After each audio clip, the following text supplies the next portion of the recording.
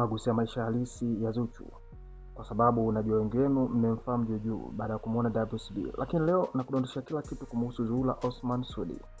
Kwanza kabisa nataka ufahamu Zuhura kazaliwa Zanzibar mwaka 1993 na Novemba 22 mwaka huu anafunga miaka 33, na ni mtoto wa mwisho kuzaliwa kati ya watoto wanne kwenye familia yao, na ndio maana ana miliko mingi sana kwa Chibu.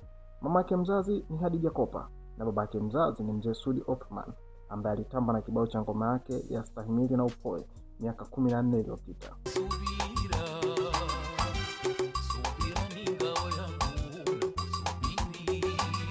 Kwa ufupi, Zuchu amezaliwa familia ambayo inapenda sana muziki na muziki ni maisha yao.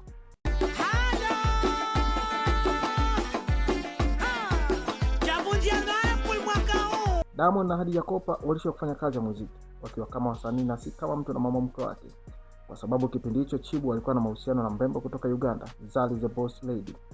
Moja ya interview alizokufanyiwa Khadija Kopa aliulizwa, ukipata nafasi ya kukutana na Diamond Platinum utamani ya kufanyia nini? Yeye aliomba Diamond amfundishe muziki mwanae na kujua kama anamsogezea Simba jiko.